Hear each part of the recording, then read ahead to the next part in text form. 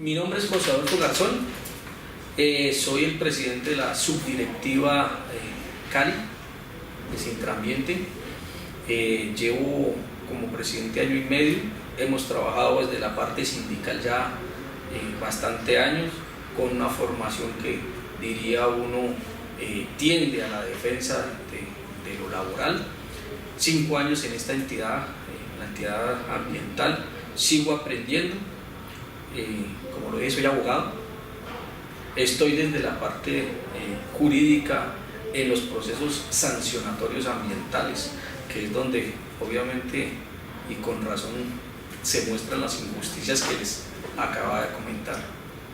Podríamos empezar con ese tema de la democratización, quizás entendiendo democratización, para ponernos de acuerdo de qué estamos hablando, con el tema del control sobre la política pública en el sector de medio ambiente, desde la perspectiva de injusticias y desigualdades ambientales que afectan el proceso democrático.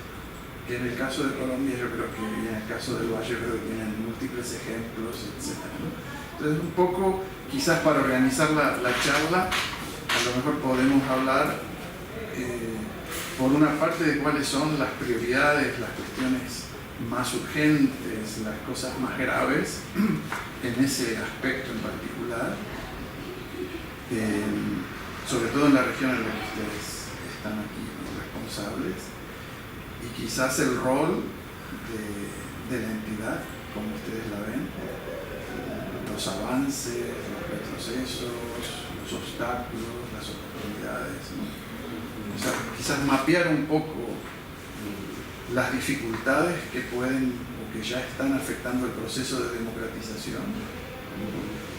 Estamos haciendo a veces democracia son las elecciones, yo acá estoy hablando de democracia sustantiva, ¿no? La democracia de los derechos, y que entiendo que ustedes están a cargo de proteger los derechos que tienen que ver con la cuestión ambiental, ¿no? Entonces, bueno, más o menos podemos empezar por ahí, ¿no? Sí, yo, aunque esos temas más ambientales se los dejaría a Fabio, pero desde el punto de vista de lo que yo he trabajado, he elaborado con la Dirección Ambiental Regional Suroccidente, se ha venido dando en el término de injusticias que comentabas inicialmente, porque uno ve cómo los derechos son socavados, son administrados, digámoslo así, por la entidad a las personas que de pronto son conocidas. Es inequitativo los derechos ambientales, llamémosle de agua, llamémosle de recursos, e inclusive desde la parte sancionatoria, que es donde más o menos soy un poquito fuerte. Y eso lo digo porque hay casos donde tú ves que se le dan derechos a unos y la otra persona, teniendo el mismo derecho, se le niega. Donde en la parte sancionatoria se te sanciona o sancionan más al que no puede, al que no tiene, contrario sensu del que tiene el poder. Son cosas que se tienen que llevar,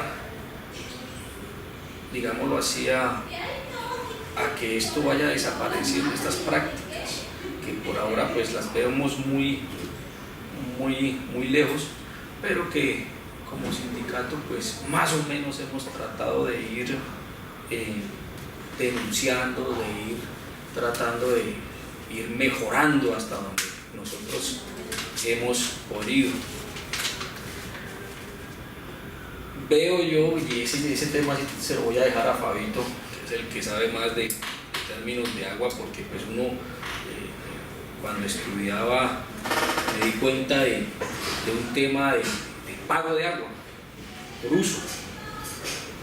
Le decía, bueno, pero estas empresas, ¿cómo es posible que al año te estén consumiendo tantos millones de litros de agua y paguen una cosa irrisoria. Ahí venía también lo que tú acuñabas, el valor del agua. Cosa contraria que casi que pagan en términos generales, lo que me he dado cuenta por el uso, una persona que consume también, que tiene en su casita, en su hacienda, tiene unos cuantos litros de agua y que prácticamente están a la par. Eso para mí es injusticia. Bueno, mi nombre es Fabio Calero Montealegre, de formación académica, soy ingeniero agrónomo de la Universidad Nacional de Palmira. Desde el año 95 estoy vinculado en el sector ambiental, inicialmente con el Ministerio del Medio Ambiente y posteriormente con algunas ONG y con la Corporación Autónoma Regional del Valle del Cauca. Desde allí desde la universidad hemos, trabajado técnicamente por el tema alternativo, agricultura alternativa, usos del agua diferente, de los recursos naturalmente. Y en el caso ya laboral, he trabajado fundamentalmente en el tema de educación para la prevención y gestión de riesgos, fundamentalmente incendios forestales, y estoy vinculado al sindicato, algo así como desde el 2006, por allí, al sindicato también Sintrambiente, en subdirectiva Cali, y por ahora ejerzo como vicepresidente de esta subdirectiva. Sí, digamos, uno como sindicato piensa fundamentalmente en los derechos, ¿no? Y está en el sindicato por la defensa de los derechos que no básicos, digamos, no por privilegios y derechos básicos. Y en eso coincido con José Adolfo en el sentido que nosotros no hemos logrado llegar a un nivel de incidencia en las políticas corporativas, menos en una incidencia, por lo menos de la perspectiva ambiental, a un nivel nacional, o la incidencia ha sido muy poca. Hay que entender que para el caso de nosotros como sindicato, pero del tema ambiental en Colombia, pues digamos que nació de una confluencia de factores varios, sobre todo con la ley que les mostraba, la ley 93, la ley 99, 93 que creó el sistema, en la que en ese momento estaban confluyendo un par de cosas. Uno, esa tendencia de la década del 80 y 90 de buscar los costos ambientales, defender el tema ecológico, pero también estábamos en plena efervescencia del neoliberalismo de la misma década, y por el lado de participación, sin embargo, la ley 99 del 93, les recuerdo, es una hija muy cercana de la recién creada Constitución del 91, que además había creado o logró intentar crear esos dos espacios o darle más espacio al tema de la participación por un lado y al tema, digamos, de la ecología. Quien ha hablado de la Constitución Verde, un cuento así. Y en ese sentido uno entiende, por ejemplo, las corporaciones intentaron, y es de las pocas entidades a nivel regional que tienen una participación relativamente amplia de sectores sociales en el órgano de administración máximo, que es el Consejo Directivo. Me explico, aquí el Consejo Directivo participan ONGs, hay dos delegados de las ONGs en el Consejo Directivo, que insisto es la segunda instancia importante de las corporaciones en general. Hay como participación, digamos, más democrática, hay un representante de las comunidades afro y hay otro representante de las comunidades indígenas. De los 11 miembros hay por lo menos ese número, pero paradójicamente, a pesar de esa apertura, no hay participación del sector académico, no hay participación del campesinado, por ejemplo, y mucho menos, como en todo este proceso de Colombia de los últimos 30 años, participación de los sindicatos. Allí no hay un representante de empleados ni de sectores empleados. A pesar que supuestamente esta corporación realmente en el 93 ya tenía un bagaje de conocimiento en el tema de recursos, que si bien no era su centro, algo hacía protección de recursos naturales, porque esta corporación, Mario se acuerda más, realmente por la edad, cuando se creó en el 54 se hablaba de los recursos pensando en cuidar para generar energía eléctrica, básicamente creó pensando en ser una promoción, un desarrollo de las hidroeléctricas, que es la energía fundamental en Colombia. Y control de inundaciones. Sí. y tierra. Que claro, además sí con una ¿Qué porcentaje de la energía en Colombia es hidroeléctrica? nosotros le calculamos que por lo menos el 70%, si no más. 75. Sí, el otro es termoeléctrica, que es muy baja y vale de contar. Pero claro, por la condición orográfica, topográfica, nos permite tener cierta ventaja en lo hidroeléctrico, que no necesariamente es limpia, digamos, es un poco menos agresiva que la nuclear, etcétera, pero en términos de ese control de tierra, de extracción de gente, pues uno se acuerda nomás aquí Urrá, tiene sus compliques, pero digamos que tendría menos impactos que la otra. Naturalmente cuando se creó estábamos para Colombia en el sector del Valle del Cauca, que también coincidió, si ustedes ven el año 54 que se crea esta entidad, y aquí venía, por esa década empezó a fortalecer el tema de la caña, después de que el 59 el proveedor de caña de Estados Unidos era Cuba, una región más o menos similar, el valle, y eso también pues tiene un impulso, por eso digo que hay que mirarlo con muchas cosas. La Alianza para el Progreso ayudó mucho acá, capacitó a muchos profesores de esa área, inclusive del área social, por la década del 50 y 60, y eso fue creando, digamos, una condición particular para esta zona del país. Volviendo ya al 94, el tema es que, si bien es cierto, la corporación tiene entonces una estructura muy asociada al tema de la protección del agua, con las nuevas funciones y las nuevas competencias le toca abordar autoridades que no teníamos, digamos, mayor preparación, como el caso del aire. ¿Sí? Para nosotros, en esta región, pensando en el valle, hay una región muy, digamos, vulnerable al tema de contaminación de aire por emisiones atmosféricas de la zona industrial de Yumbo y norte del valle, que es quizás la zona industrial más densamente poblada de industria del Valle del Cauca. Pero aquí como política se hace más de una cuestión institucional, quiero decir, más una cuestión de seguimiento que una cuestión, digamos, de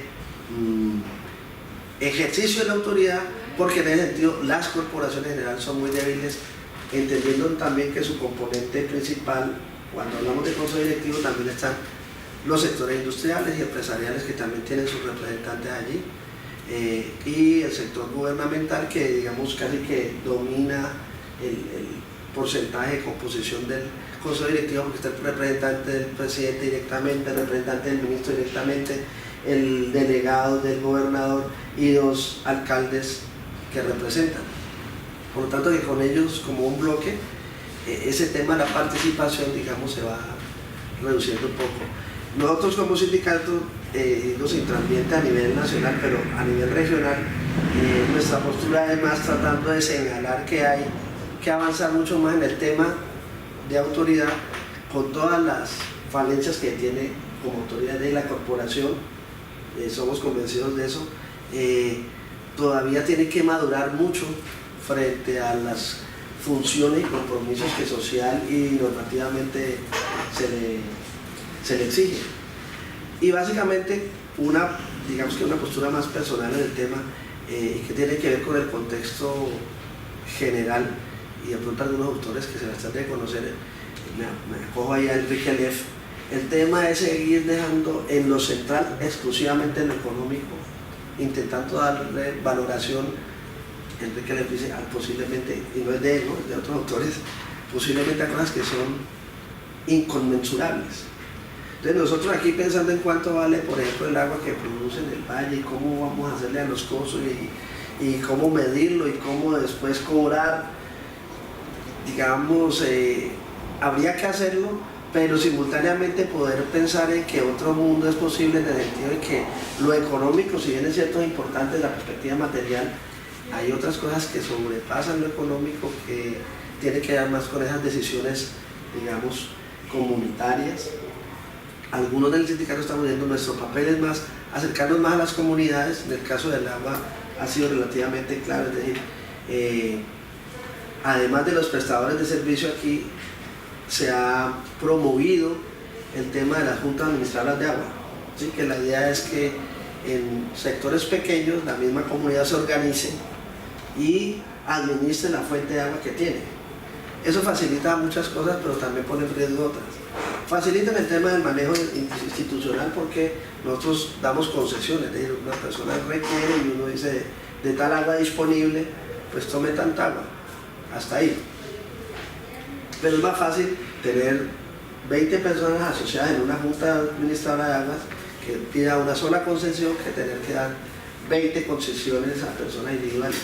Y entonces eso facilita el tema y con ella, digamos, se ha logrado en algunos casos armonizar un poquito más el manejo del recurso. Tiene mucho que perfeccionar y además no sería la persona idónea para hablar del tema porque también depende de las regiones. Por ejemplo, lo que hablamos ahora temprano, en la región del Pacífico el tema de las concesiones de agua se maneja muy poco porque hay tanta agua.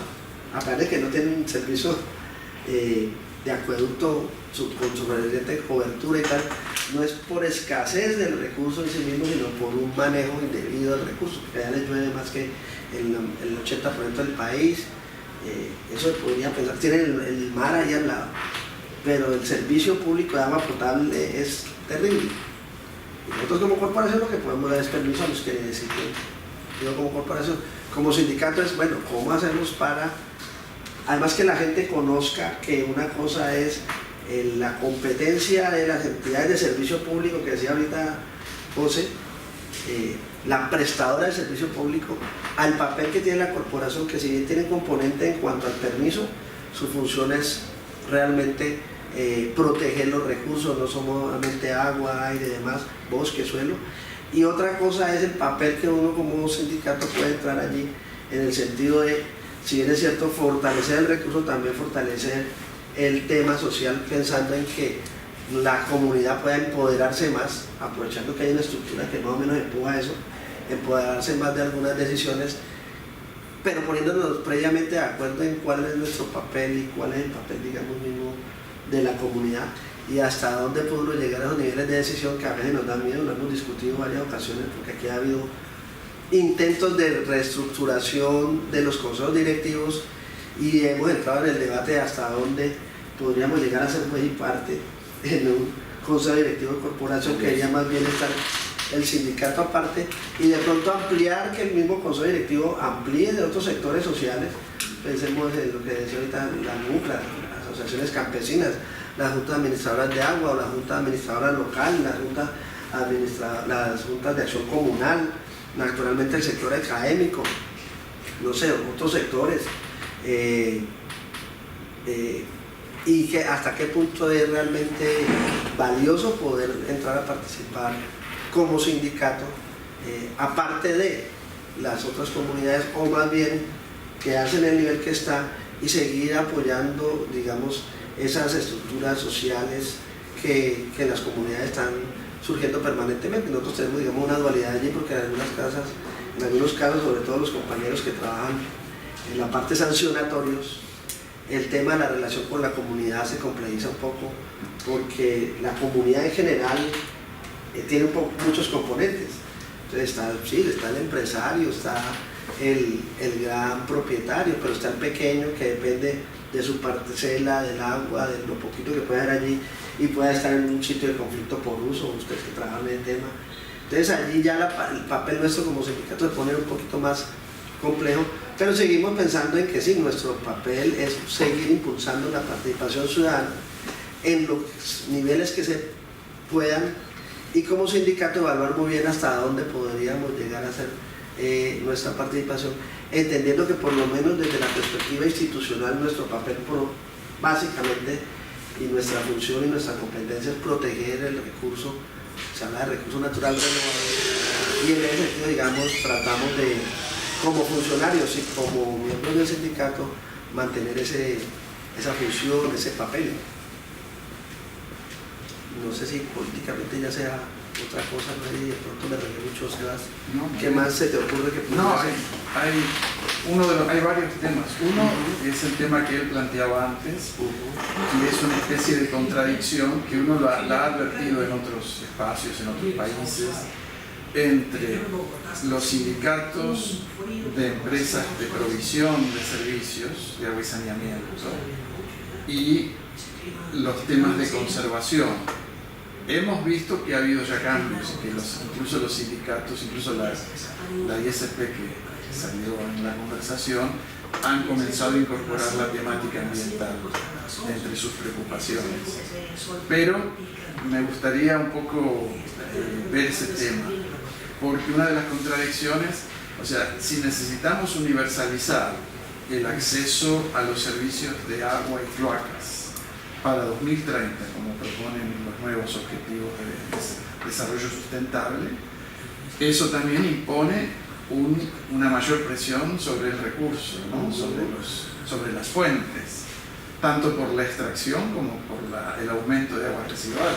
Claro, porque es que allí el tema Todavía hay una contradicción de intereses, sí, incluso intersindicales. Sí, y hasta dónde podemos decir que cuando si uno pone ya geográficamente un punto de concesión de agua y el agua hace su ciclo y se usa, cuando ya va a la cloaca, ¿será que uno puede llamarle que eso es agua después de...?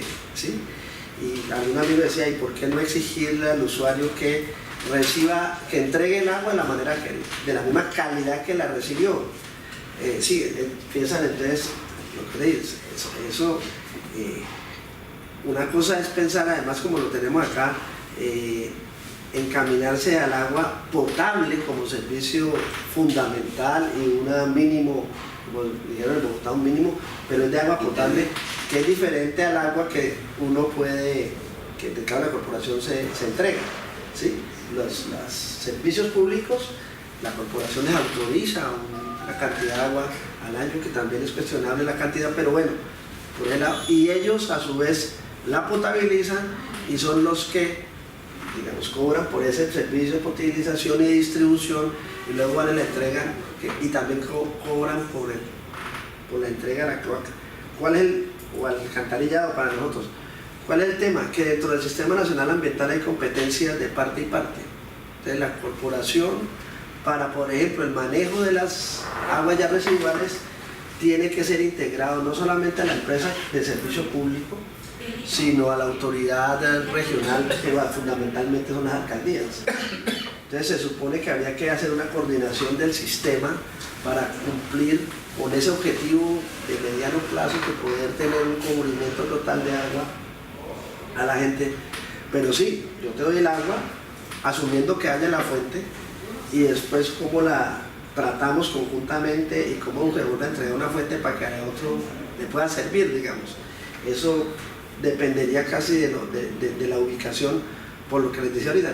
Una cosa sería hablar de ese tema en el Pacífico, otra cosa aquí en digamos, la parte plana del valle. Por ejemplo, el único municipio de la zona plana del valle, la zona verdadera del valle geográfico, que toma agua para potabilizar y entregar potabilizada a sus ciudadanos, es Santiago de Cali, del río Cauca. De aquí para el norte, nadie toma agua del río Cauca, toma agua de los afluentes, la usan y luego la entregan. O sea que, si bien es cierto, para el usuario tiene una mejor probabilidad de que el agua sea de mejor calidad, él la usa y, digamos, como todo va a cauce del río Cauca, ya contaminada, empeora, sin hablar del tema de todo el residuo que puede caer por otros usos, tipo agricultura, por ejemplo. Entonces, ¿cómo? Y sería un reto institucional y regional, y se ha planteado, aquí hay un plan que se llama el plan director del río Cauca, pensando, bueno, con toda esa cantidad de elementos, y si entendemos la cosa que es más regional y esto, ¿cómo poder hacer para que con esas condiciones regionales el río Cauca, cuando llegase a Risaralda, no estuviera en las condiciones tan negativas que está aquí? Eso implica de nuevo para atrás unas exigencias de esfuerzos sociales, y ahí sí de una participación grande de todos los sectores, pensando en que si el objetivo es que el agua del río Cauca esté de una mejor calidad, ¿qué transformaciones generar desde la parte alta de la cuenca para que esas, digamos, resultados se den? Que están vistos en todos lados, el tema de la sedimentación, el tema de la eutroficación en las madres viejas, es básicamente ese uso que... ¿Cuáles son las principales fuentes de afectación en términos de contaminación?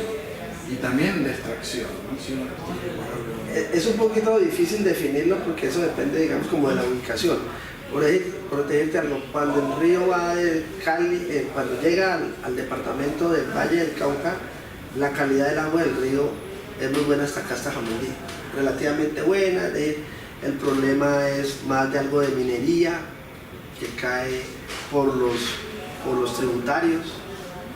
La contaminación, digamos, orgánica, que son de las cloacas y demás, es relativamente baja, por lo menos del indicador de cantidad de oxígeno disuelto.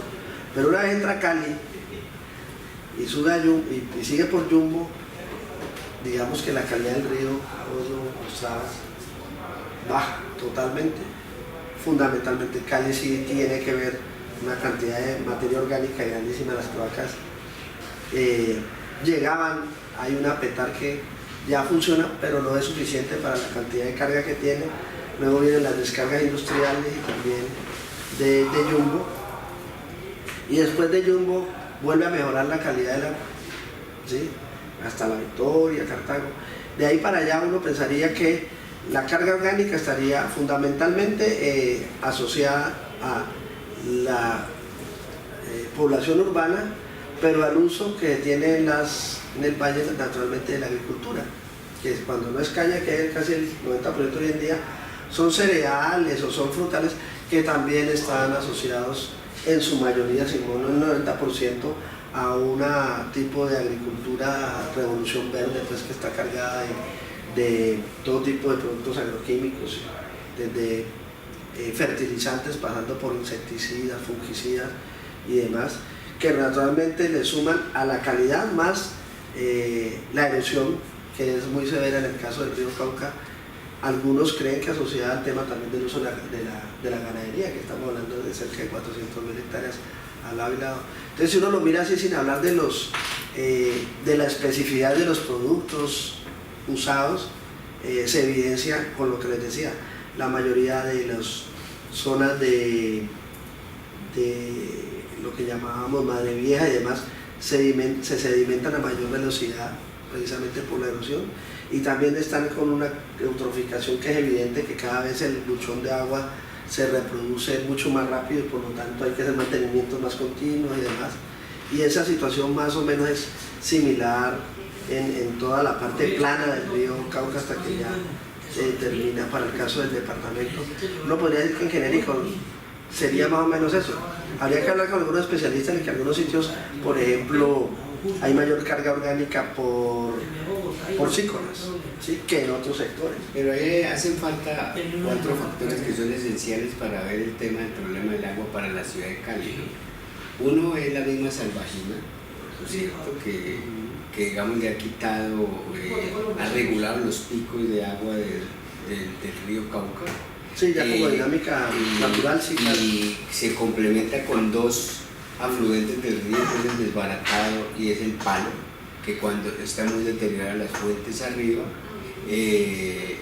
la cuenca arriba, y cuando hay lluvia, los picos de turbiedad golpean el río Cauca, y como se ha regulado con la salvajina, no amortigua el suficiente los picos y termina cerrando la planta de la ciudad de Cali, ¿no? Cali, ¿cuántos días al año tiene cierre de la planta? Pues bastante días, que ese es uno de los problemas por los cuales se está buscando nuevas opciones de abastecimiento, y los otros 2 son la misma ciudad de Cali, ¿no? El Canal Sur, digamos, lo que hacemos con la mano lo borramos con el codo, y el relleno sanitario el basurero de Navarro, ¿no?, que también está afectando con una contaminación muy fuerte para Cali, con problemas ya de otro tipo, digamos, de contaminación muy peligrosa, ¿no? Sin hablar que no se ha evaluado el de la nueva, o sea, del nuevo relleno sanitario. Más o menos el tema es así. ¿Qué pasa? ¿Por qué no lo mencioné? Pero tienes toda la razón, porque sí hay que mirar más regional. Esto que ve aquí, que es el Valle del Cauca más o menos, el tema de la salvajina estaría más o menos acá. Y los ríos que nosotros podemos trabajar, que vos hablas del lavado y tal, Son 2 ríos que son por acá por fuera de la actual jurisdicción de la corporación, que digamos complejiza más el problema, porque poder reducir la carga contaminante y de sedimentaria, Sí. que es la que pone el problema, el acueducto de acá, ¿sí? Tiene que ser regulada con otra jurisdicción que sería la Corporación Regional del Cauca y con los municipios de aquí, donde nosotros, digamos, nuestra relación ahí es más difícil y como acá, pues que es una de las cuestiones más llamativas, las empresas de servicios públicos, y lo hemos dicho, nos ha pasado en épocas de sequía, bueno, ¿y dónde está el agua?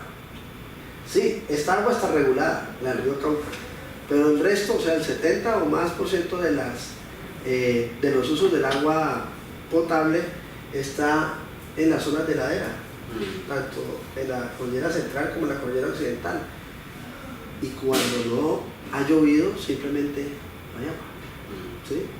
Sobre todo acentuado por el tipo de concesión que se da, donde fundamentalmente el problema así en términos generales es que la cantidad de agua que se entrega por concesión está pensada en una fórmula que es un promedio anual de la cantidad de agua. Entonces allí posiblemente se oculte el hecho de que hay unos periodos que tenemos mucha agua y otros periodos donde estamos muy bajos. Está sobreconcesionado. Exacto. Pero el usuario le interesa su volumen de agua. Sí, a él no le interesa que mucho tiempo pase mucha y no tiempo para época, no. Yo lo necesito en julio que me pase los litros que me dijeron. Incluso el río Pance, por ejemplo, que nosotros trabajamos en un libro sobre el río Pance. El río Pance tiene en promedio de caudal 2 metros cúbicos promedio y está concesionado 3.2 metros cúbicos. O sea, hay una sobreconcesión. Y si nos metemos al resto de las cuencas hidrográficas del valle, también está sobreconcesionado. Claro, como que se trabaja con promedios aritméticos y no sé qué más cosas. Claro, pero para lo que decía Esteban, es decir, uno pues ante el crecimiento y ese modelo de desarrollo, que el crecimiento en todos los sentidos, incluyendo la gente pidiendo más agua, alguna vez decíamos coloquialmente, no, pues hagamos una resolución para que llueva. Ahorita hace 2 años que estaba cayendo, que estamos fenómeno del niño que aquí nos golpea con reducción de lluvias, al contrario de lo que pasa al norte del Perú. Aquí se evidencia y se nos alargan los periodos de sequía. Y entonces hay un momento en que, claro, acentuado por la falta de cobertura y todo lo que conocemos, digamos, económicamente, hay un momento en que la oferta es muy baja.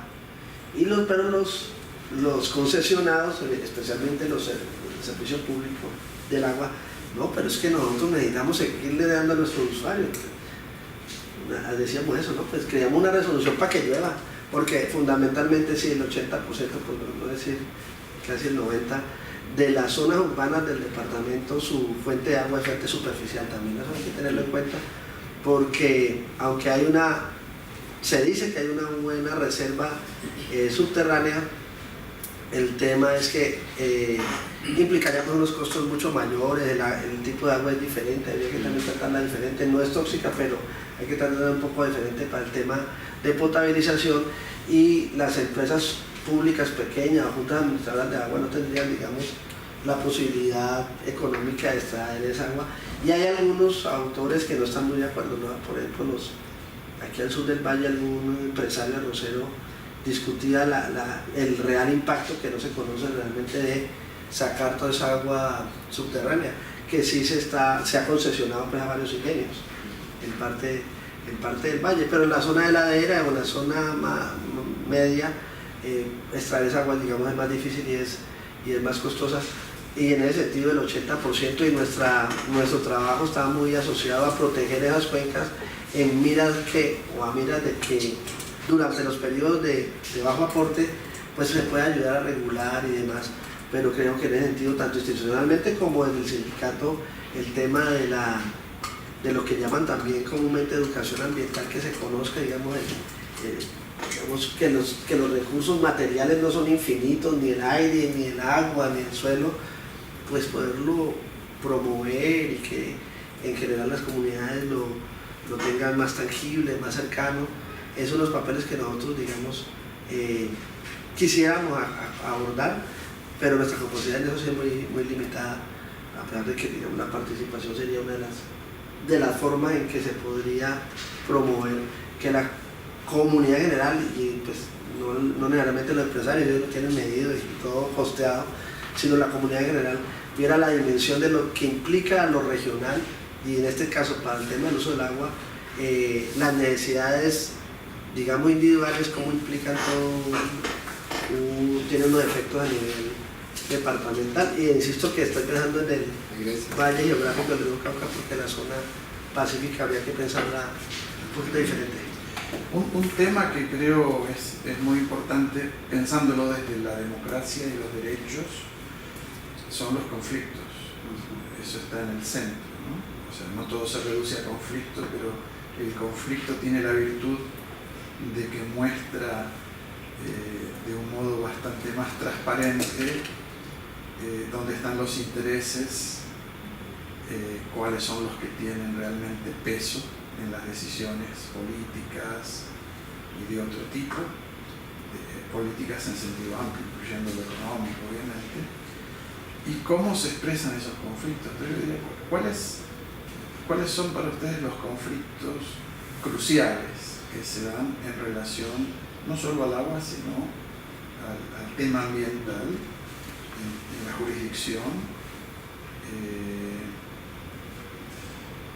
¿Y cómo ven ustedes su posible resolución o, por desgracia, quizás su posible empeoramiento, ¿no?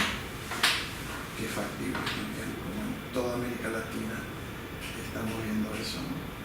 Doctor Capitoliza. Demográficamente estamos creciendo. 50 millones de habitantes ya en Colombia. Tengo el último dato que lo sacaron esta semana. Intereses muchísimos. Vamos creciendo, vamos contaminando. Legislación, yo creo que hay bastante. Concientización, muy poca. Vemos que con los planes de ordenamiento territorial, ampliación, como lo dije anteriormente, vamos creciendo, hay que meter a la gente donde sea. ¿A dónde hay intervenciones? Nos estamos yendo hacia sitios ambientalmente importantes. Minería, farallones. Estamos hablando anteriormente de la contaminación del agua. ¿Ha disminuido? Sí. ¿Pero ha desaparecido? No. Concientización de quienes hacen esas cosas. Pese a que se ha dado la educación ambiental, pocos son los que logran hacer eso. Expansión de las grandes empresas constructoras que van viendo esa posibilidad, esa oportunidad de crecimiento con obviamente utilidades que les van a servir a ellos, pero al medio ambiente lo van deteriorando, van ampliando, van abriendo. Creo que hacen parte dentro de las mismas organizaciones que lideran los planes de ordenamiento territorial. Sorprende por decir paisajes europeos donde respetan mucho las franjas forestales protectoras, primero el río y después la construcción. Aquí no, aquí es primero la construcción, después el río. Lo que se viene haciendo, y eso ya es política nacional, es que vamos abriendo, vamos dándole la oportunidad industrial, porque aquí hay que crecer económicamente. Ambientalmente, pues miraremos cómo descomponemos eso, cómo lo haremos, cómo mejoraremos, pero después, primero está el capital. Preocupaciones muchísimas. Dentro de los planes de ordenamiento a los que he podido asistir, Cali es de los que menos respetan. Alcancé a estar en la concertación del PBOT de Jumbo, Plan Básico de Ordenamiento Territorial, donde, pues al menos en papel, se dice que iban a respetar la franja forestal protectora y la iban a recuperar. He visto con los últimos procesos sancionatorios que sí sea algunos, no todos, porque ahí es donde viene la inequidad, la injusticia. Para el que tiene, pues ya déjelo quieto ahí, que de pronto tiene padrino político, pero usted que no tiene, entonces usted sí tiene que hacer la demolición y chao pescado. Que viene la tutela entonces y después dice no, que es que hay que el municipio reubique, ya es otra cosa, pero seguimos en la misma inequidad. Y seguimos con las mismas afectaciones, repito. Primero va la construcción y después vemos cómo mejoramos el ambiente. Casos que nos preocupan en este momento, por decir, las explotaciones mineras, que no son de poca monta, van creciendo y están viendo, pese a que con las consultas populares se trató de bajarle, y pues obviamente se ha rescatado en 3 municipios que no permitieron la minería, pero que ya hoy en día nos están diciendo, venga, no hay plata para hacer consultas populares. Con miras hacia qué. Pensaría que como no se puede hacer consulta, sigue la minería. Todo por la plata, todo capitalismo. ¿Bajo qué? Destrucción del medio ambiente. Entonces, pues dice uno, finalmente el problema es de concientización.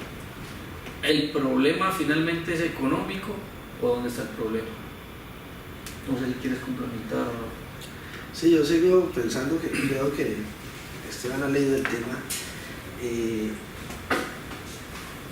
Enrique Fleff, basado en autores, decía, si nuestras herramientas son exclusivamente nacidas de la modernidad, ante un problema que la propia modernidad forjó, digamos, esto es lo que estás diciendo, con esas mismas herramientas no vamos a poder salir de eso, donde el fundamento está el crecimiento, no solo económico, el crecimiento financiero, el crecimiento de los bienes materiales, y la idea de que todo se puede cuantificar, que todo se puede controlar, que todo se puede regular, que frente a ese problema complejo que él habla de la crisis ambiental, nos toca pensar algo totalmente diferente. Y en ese orden, digamos que uno de los puntos fundamentales sería poder promover la idea que el tema de la relación económica y el interés económico y financiero en todos los niveles no fuera el centro. Porque nosotros lo hemos visto, lo que estamos viendo ahorita con los sindicatos. Si una entidad, una empresa, aquí tenemos ejemplos varios de empresas que se acabaron, y los más golpeados fueron inicialmente los sindicatos, o fueron a quienes le atribuyó que la empresa se hubiera acabado, ¿sí? Pero también porque nosotros necesitamos unas condiciones materiales de vida y eso se defiende, etc. Entonces, bueno, ¿cómo hacer para que realmente la cosa sea más equiparable? Pero en ese sentido sí, que el común, pero sobre todo los sectores dominantes, yo estoy en el Valle del Cauca, asuman que la economía simplemente es un momento de paso, porque lo importante es otra cosa, y que cuando hablamos, por ejemplo, de minería, no solamente la minería del oro, la minería que está respaldada legalmente, por ejemplo, para el tema de la construcción y el crecimiento del departamento. Aquí el 80% de la arena que sale de los cauces de los ríos, y eso es minería legalmente establecida, con permiso, con concesión, material de arrastre, o sea, todo lo que es piedras y demás, sale de la misma manera. Materiales que uno desconoce mucho, que son materiales coralinos, el cemento y demás, también están haciendo unos impactos grandes y están asociados no solo al crecimiento poblacional, porque vos puedes tener a la misma cantidad de gente, pero si sus necesidades de consumo son mucho mayores, posiblemente el impacto sea mayor, así la población esté quieta. El tema es cómo promover para que los intereses materiales sean menores. Y en ese sentido, pues los sectores dominantes siguen siendo, digamos, en este momento los más incidentes en las políticas, el ejercicio de la autoridad. Mira, el ejercicio aquí de la autoridad en Colombia en general es terrible. Eso quería preguntarles, ¿cómo se sienten ustedes como autoridad? O sea, yo sé eso que tú decías antes, que las leyes son bastante buenas en Colombia, ¿no? Ha habido progreso notable. Pero ¿cómo se sienten ustedes en relación a la implementación y al respeto y a las consecuencias finales del rol de ustedes? ¿Y qué cosas ustedes creen que deberían cambiar? ¿Qué prioridades de cambio ustedes ven para que esto pudiera ponerse bajo control, por así decirlo? Nosotros sí, como Estado en general, la percepción ya es personal. La primera que uno tiene es que cuando se habla del Estado y ejerce la autoridad, lo primero que se piensa es la autoridad represiva, manda la policía, manda el ejército, manda yo no sé qué.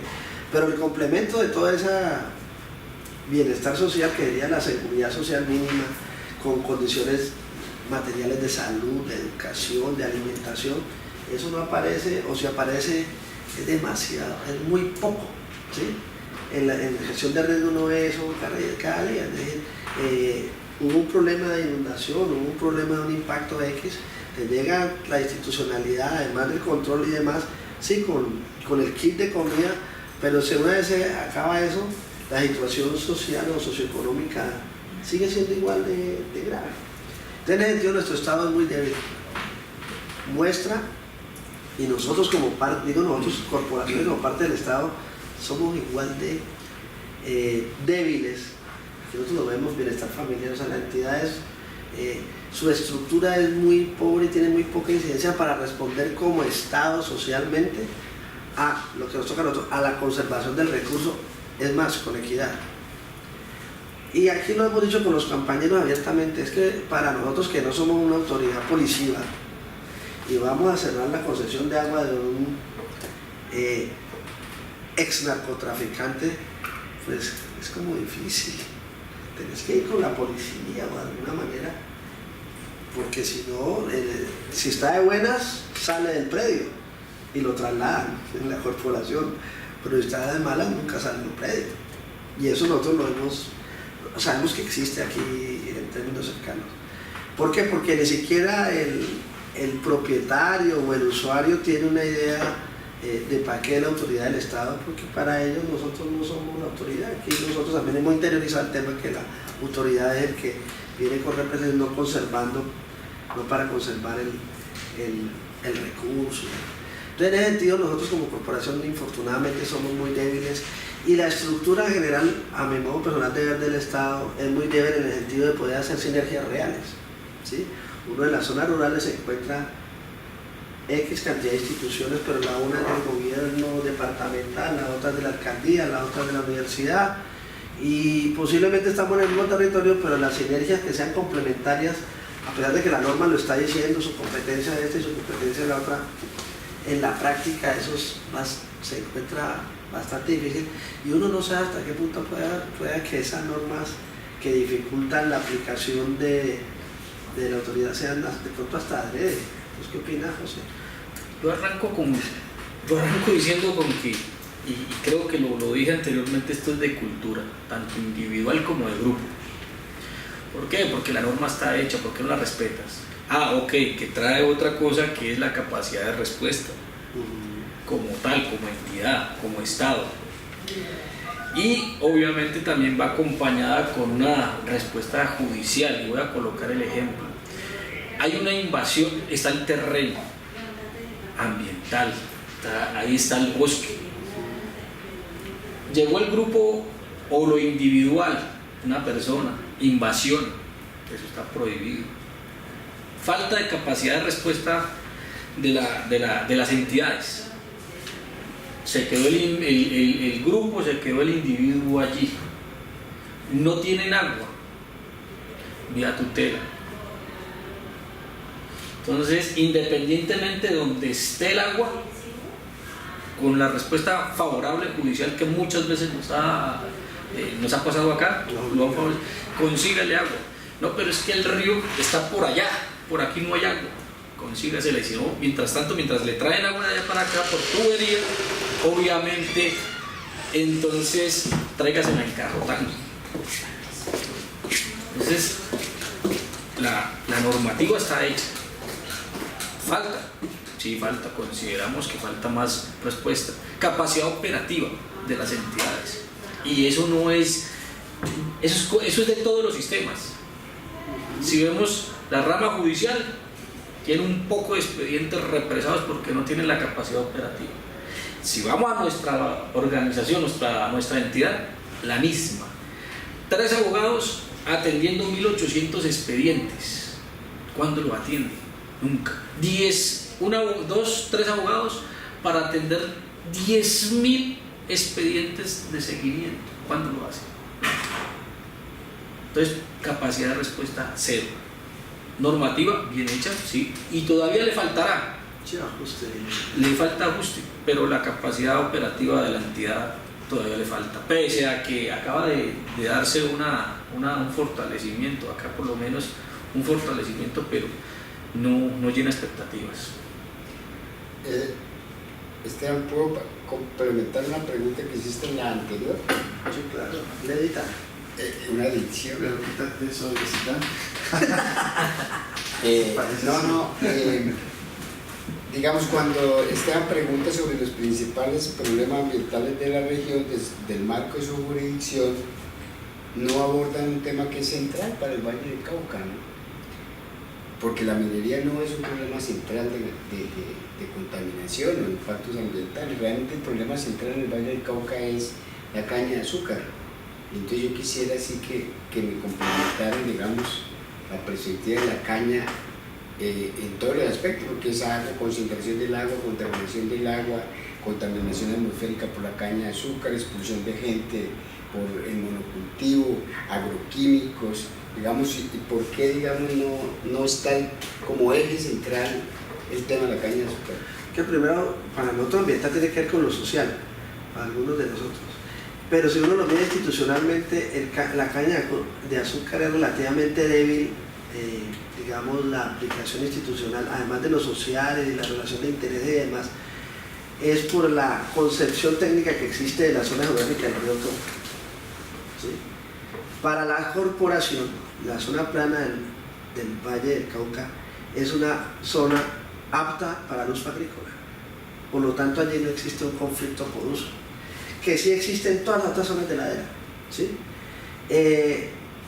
Por lo tanto, el tema de la evaluación de la calidad de los suelos empieza, con lo que decíamos ahorita, a, digamos, enredarse con las otras instituciones que tienen papel allí, que son el Sistema Nacional de Agricultura.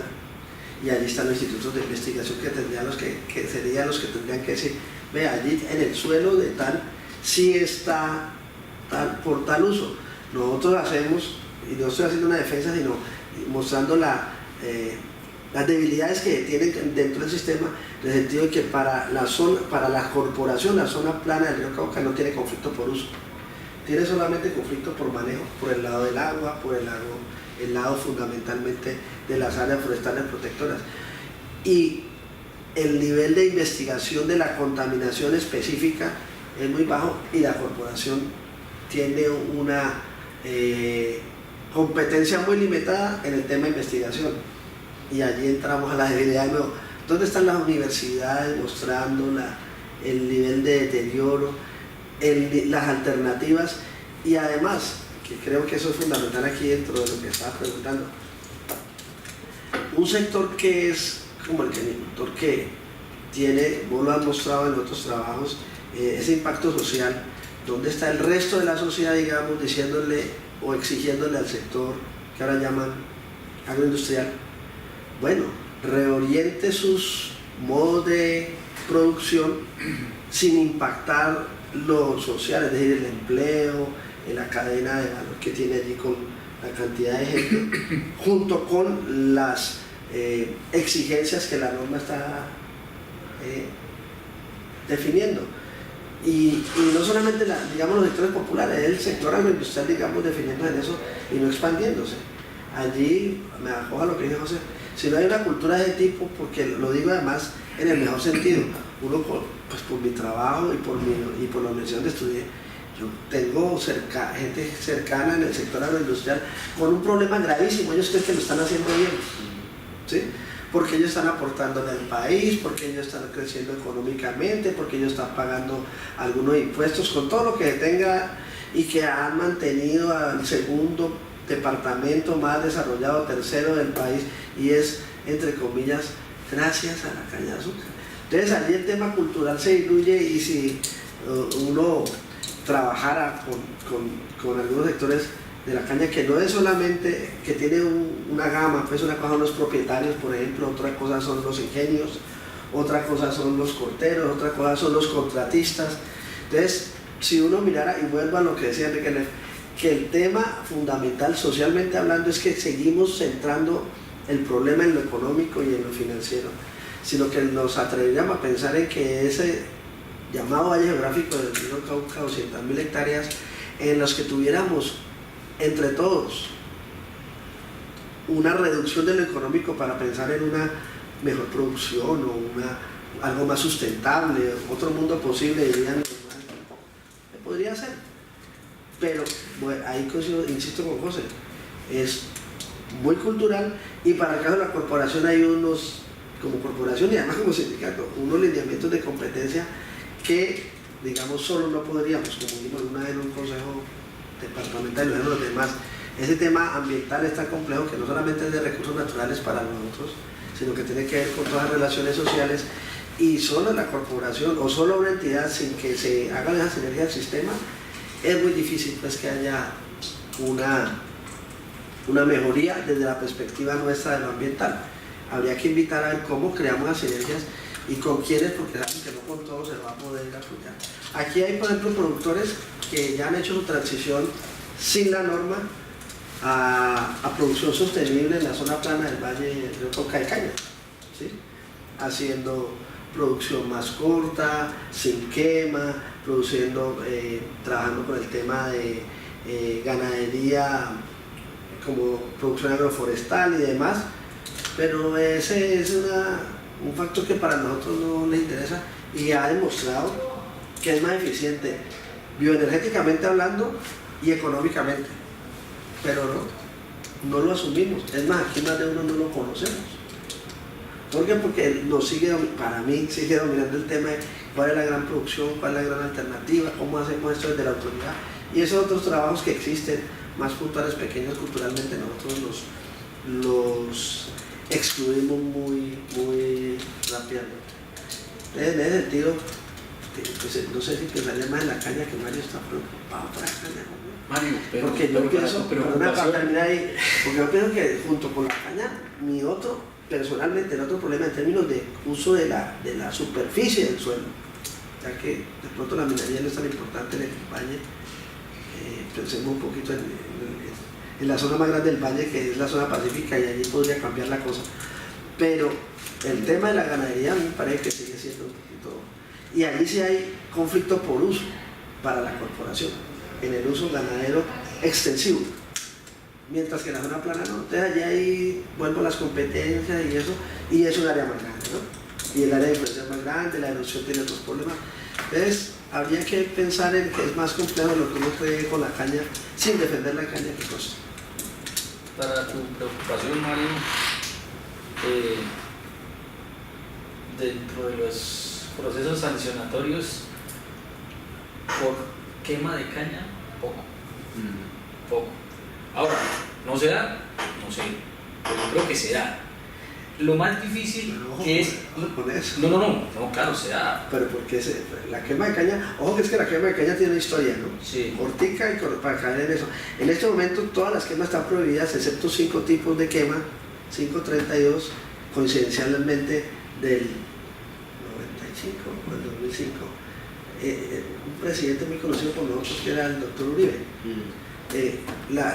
La norma lo que había dado era un plazo para que se suspendieran definitivamente la quema de caña. Ustedes a veces en 948, yo estoy mal del 94, o sea que a 10 años ya se iba a acabar. La idea era que las áreas que se quemaban con caña fueran cada vez menores, o sea, menos la quema, y se fueran traslapando de tal manera que ya todas no quemaban. Se creó la 235, se creó una resolución reglamentando la quema.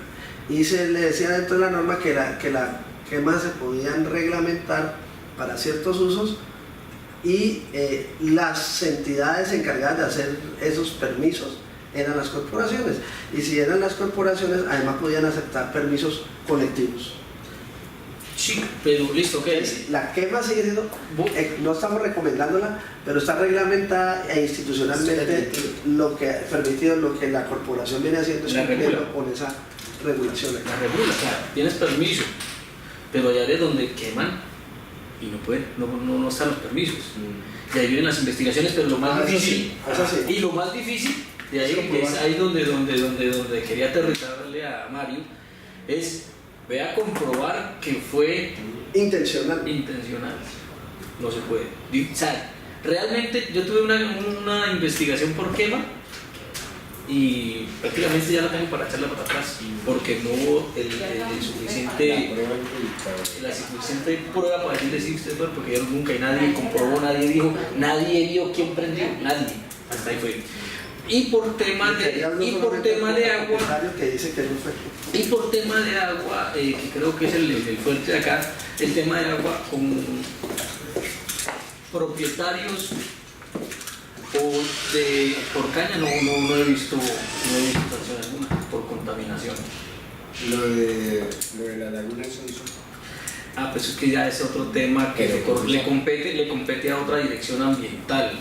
Sé que estaba en un proceso sancionatorio, ya creo que ustedes se enteraron de que hubo destitución del director, creo que hay una sanción de un funcionario y traslados de otros funcionarios, pero realmente nosotros no te podría decir en qué va el proceso, porque eso es diferente. Sí, pero en general es muy débil, es decir, el tema de Sonso porque ha sido tradicional en el Valle del Cauca.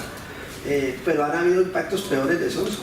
Es más, promovidos la ocupación de la zona de Sonso. Cada vez que sube Sonso, inunda un barrio, la carretera o detuvo o redujo la comunicación entre el río y tal. El río Sonso, que la laguna se llama Sonso porque el río Sonso llegaba allí y ya no llega. ¿Sí? Y si llega, pues ¿cómo llegaría? ¿Sí? El tema del oxígeno disuelto. Sigo insistiendo, nosotros como corporación y como entidades del Estado Viejo somos muy débiles. Y si a eso se le suma, pues que la poca participación, digamos, no se ve eficiente en cuanto a un objetivo común. Nosotros somos de la cultura de echarle la culpa al uno, echarle la culpa al otro, y no decir, bueno, vamos a ver entre todos a juntarnos. El mejor ejemplo es la laguna de Sonso. Por un lado estamos diciendo que está muy contaminada y demás. Bueno, ¿cómo hacemos para que arriba de la laguna de Sonso le lleguen, por ejemplo, menos sedimentos, que es uno de los factores esenciales? Que el agua llegue menos contaminada, por ejemplo. Y eso, vuelvo al tema con los grandes productores del departamento. ¿Cómo hacemos para que podamos mostrarles o convencerlos que pueden ser eficientemente económicos sin tener un trato tan agresivo con el suelo? Y lo digo, digamos, en términos de que la misma comunidad lo refiera, lo entienda, lo reconozca y lo acepte, porque como entidad ambiental es muy difícil que logremos controlar eso, por más de que tuviéramos un funcionario por cada sitio y por cada humedal. Eso yo lo vería muy difícil, y más porque del 54 de la vieja CBC a esta parte, el 80% de los humedales cambiaron, por lo menos, que ecológicamente es su razón de ser. Es decir, la razón de los humedales es volver a generar pequeños bosques relictuales y demás a largo plazo. Lo que pasa es que con la acción antrópica esa actividad varía, o se secan más rápido, quedan cubiertos más rápido. Si uno ve las fotografías del río Cauca, él se mueve y va dejando las madres viejas y demás en los últimos 60, 70 años, imagínense, pues, en tiempos geológicos. El tema es que el factor antrópico, claro, ha vuelto mucho más agresivo tanto la ocupación, la sedimentación, la contaminación y la eutroficación y demás. En ese sentido, sí, nuestro papel, pues yo personalmente, no sé si queda grabado, ojalá que no, pero bueno, sí queda grabado. Yo personalmente no soy fatalista. Yo creo poco, a pesar de que Fernando Vallejo estaba diciendo que allá en México él había logrado volver a confiar en el género humano. Yo sigo siendo bastante desconfiado en el género humano, sobre todo conociendo el género humano vallecaucano. Pero, y por lo tanto que en el corto plazo yo lo veo muy difícil. si no hay, digamos, otra actitud, uno esperaría que con el tema de la invitación del Papa, que la gente entienda mejor los conflictos, y aquí que somos católicos y apostólicos romanos. Yendo a un punto práctico desde el punto de vista de ustedes, si ustedes pudieran, a mí un viejo maestro me decía, ok, hoy te doy el poder a vos, Ajá. todo, ¿qué haces? Pero de alguna forma, ¿qué serían para ustedes las prioridades necesarias a nivel de decisiones políticas e institucionales? Digamos, las más urgentes. No porque uno confíe que porque una ley pase se va a cumplir, o porque una institución se cree va a ser eficaz, ya sabemos que no es así, ¿no? Pero bueno, tomando en cuenta lo que ya sabemos y todo lo que ustedes viven, ¿cuáles serían las 2 o 3 prioridades sin las cuales ustedes creen que eso va a empeorar? O sea, no digo mejorar, al menos que no. ¿Qué podría frenar el deterioro más grave del proceso democrático en términos de la justicia y de la igualdad en términos socioeconómicos? Aparte de la educación, Esas fórmulas son terribles, pero si me lo dices así pensando con toda la desconfianza del mundo, sería que dentro del marco, por ejemplo, del Sistema Nacional Ambiental, y tomando como ejemplo las corporaciones, que te digo que no conozco si hay otras entidades del orden gubernamental que tengan el nivel de participación en sus órganos directivos que tienen las corporaciones. Creo que fue la única, no sé si hay otras, pero yo desconozco que hayan organizaciones de ese tipo, o sea, no, dependencias o entidades de ese tipo de otros sistemas. Estoy hablando del Sistema Nacional de Transferencia de Tecnología Agropecuaria, del Sistema Nacional Minero, del Sistema Nacional de Educación, en donde los órganos de dirección regionales tengan participación de sectores sociales diversos. Creo que una de las prioridades para mí sería eso, que todos los organismos que tengan autoridad en las regiones tuvieran una mayor participación de la mayor cantidad de sectores posibles, por lo menos de los legales, digamos, ¿sí? Ya que los legales es tan difícil, pero de que por ejemplo en las decisiones, es que uno ve los planes de ordenamiento que dicen tener participación, pero una participación muy reducida. Y si va a haber el plan de desarrollo para los municipios, estoy hablando que el región que supuestamente el plan de desarrollo, su orientador del plan de ordenamiento, el plan de desarrollo se construye participativamente. Cada candidato construye su plan de gobierno, y el que quede construye su plan de desarrollo, que en últimas uno mira y sigue siendo con los mismos principios. Vamos a invertir en el crecimiento, en mejorar la agricultura. Eso sí, todos le vamos a meter a los parques. El parque central se tiene que cambiar todos los años, porque es que digamos, el sector que a la final toma esas decisiones está todavía tan corto que el tema de la participación no le parece una cosa importante, decisoria. Porque bueno, yo cumplo con mi plan de desarrollo a 3 años de construir las 2 o 3 escuelas, y no me importa el otro va a tener para mantener la escuela, para hacerle mantenimiento a la petar. Si voy a hacer una miradita como investigador a las petales del Valle del Cauca, es una vergüenza, porque es esa falta de sinergia y falta de participación en un estado débil, que además ustedes saben, cada vez los estados se vuelven más débiles, y por eso en prioridad sería en este estado débil que haya mayor participación de muchos sectores, y necesariamente que el sector dominante, que en Colombia cada vez es más reducido, porque el índice de Gini de Argentina es mejor que el de Colombia, creo, que el de Colombia es de los peores, junto con Brasil y por allá Haití, que en ese sector, pues no sé si se pudiera sensibilizar, si se pudiera tener un conocimiento más sensitivo, más emocional, de que el tema no es quién va a comer plata, quién va a comer crecimiento económico, quién va a vivir de eso, no. Esto es una vaina de mucha más trascendencia, que yo creo que ellos no tienen la lógica. Hemos sido creados dentro de la lógica de la modernidad. ¿Qué les parece bien eso? Tener mucho, acumular mucho y defender lo suyo, y defender su propiedad. Es lógico y es bueno. Si esa parte no cambia, por eso no creo que tenga mucha confianza en el futuro inmediato. Pero si me decís de prioridades, sí que en esos sectores, insisto, en la misma corporación, ampliar los sectores de participación ciudadana en las decisiones de su cotidianidad a corto plazo, pero mostrándole qué es lo que implica a largo plazo y que uno pueda asumir ese tema. El tema de los humedales es muy bueno. Nosotros ayudamos tratamos de hacer convenios con las asociaciones de pescadores y demás, sembrar en el humedal y demás. Y eso, digamos, ayuda, pero un paliativo que como está aislado de toda esa otra complejidad, nunca se evidencia ni es importante y tiene todo el impacto social porque es para los pescadores, convenios con ellos los que saben dónde está el buchón y con ellos se trata de limpiar el buchón y demás, pero y se siembran los alevinos que ellos van a utilizar posteriormente para su manutención, pero con el otro contexto que sigue contaminando, sigue creciendo rápido, ese trabajo se diluye y en ese sentido habría que hacer más sinergias con otros sectores.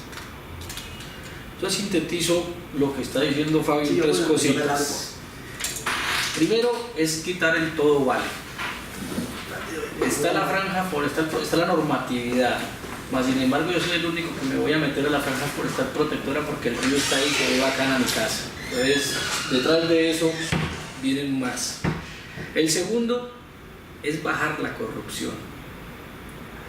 Detrás de todo esto es construyamos que ahí hay plata, hay que ver cómo la levantamos. Y digo bajarla porque a estos niveles que estamos es duro quitarla. Y obviamente yo creo que habían dicho que no concientizar, pero pienso que es lo más fundamental, concientizar que hay o que se tiene o que tenemos la necesidad de cambiar para mejorar. Esas serían las tres. Bueno, muchas gracias. Y una pregunta solo, ¿cuál era el río? ¿En qué parte de ese río que ya se secó? Eso me quedó ahí. Lo tengo aquí. Primer río seco en Colombia, dice, lo que él y sus compañeros vieron desde el aire fue el cauce seco de uno de los ríos más caudalosos e importantes de la región, el río Sambingo. ¿Qué es eso? Ese afluente que hace parte de la cuenca hidrológica más importante del Pacífico Caucano, es tributario del Patía, otro mítico río de la región. Ah, pucha. ¿Y por qué se secó? Ahí está. En la costa en el Pacífico con esa pluviosidad tan brava.